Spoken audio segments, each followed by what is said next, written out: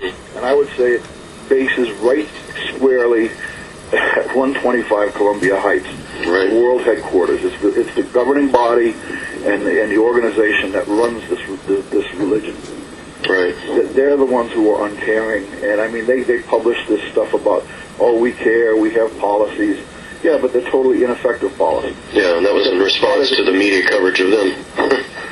You know, I mean, unlike the Catholic Church, which admits that they have a problem and is trying to do something, the witnesses refuse to admit they have a problem. Isn't that something there? Even the Catholic Church is willing to apologize and deal with it. The witnesses just refuse to acknowledge that there is a real big problem. Right. Do you ever, let me ask you this, Mark. I know you still consider yourself in therapy, and we all are to some degree, having gone through this cult and its mind control practices. Do you ever look back or miss the Jehovah's Witnesses or your time in it? No. I don't, but I do have several things that I'm grateful the witnesses taught me. Mm-hmm. One of the things was able to speak publicly. Mm-hmm. That's number one. Number two, how to read well. Mm-hmm. I mean, I learned how to read very well. I mean, in fact, my parents, when I was a kid, every day of the year, I had to read aloud a couple chapters of the Bible aloud to them. Sure. You know, and when I was a kid, I mean, see, my parents, they hobnobbed with a lot of the upper crust of the society. I mean, during the conventions and when they were on vacation, people like Pete Wenzel, who was the South African branch servant, and Erkki Gangas, who was the Finnish branch servant, mm-hmm. they would stay at our house. Right. You know, and they would just, stay with my parents. They'd make me stand there and read the Bible aloud to these people. Mm-hmm. You know, and also other luminaries like George Couch. I'm probably you're familiar with sure. him. And others, and even David Sinclair, right. who now is one of the presidents of one of the legal entities. I grew up with that man. And even, what's his name, Knorr knew my father quite well. He came over one night for dinner, and so, I knew all these men in power. Right. Because my father knew them all. Mm-hmm. You know, but I even when I was younger, I sort of sensed that these people were, you know what I noticed the most is the cruelty, the way they laughed about the worldly people, as they call them, right. And they're going to get destroyed at Armageddon. And I noticed it out in the service where people say, I'm going to get that house when that person's destroyed. And I couldn't accept that. To me, that was a cruel thing. That wasn't a Christian idea. Right. You know? Amazing. So what do you think, in your personal opinion, needs to happen within the Watchtower to help out all the millions of people that are currently inside of it to get their lives back together or to have some semblance of safety inside that organization?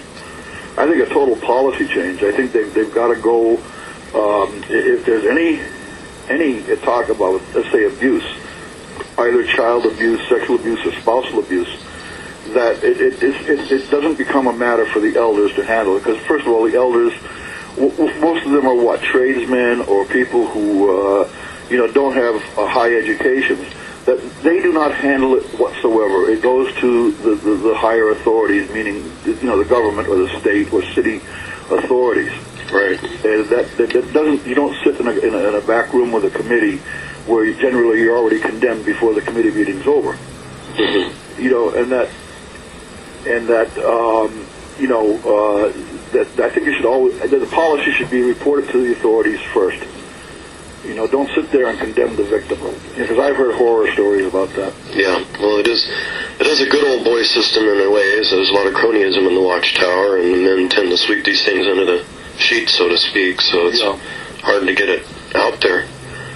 I think maybe the news media will help to some extent, but there has to be awareness within the organization that something's wrong. Right.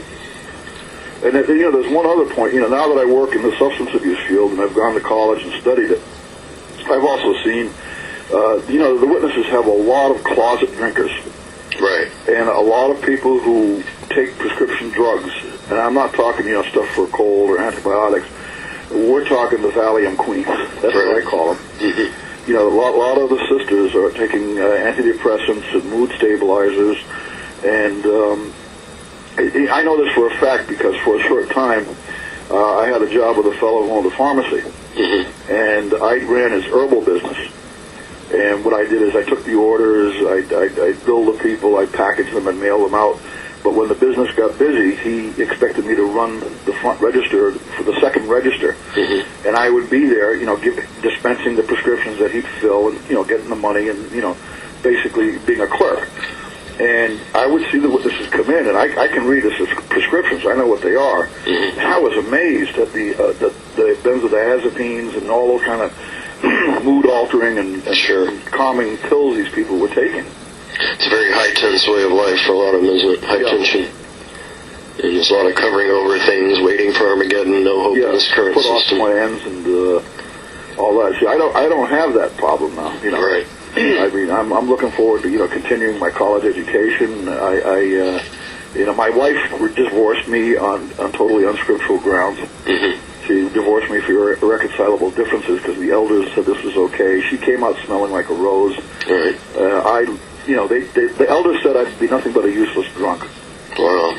And I have some news for them. Well, thank God you're not, and you've done quite a bit in the last few years, and we look forward to your helping a lot of people with this, as you already have.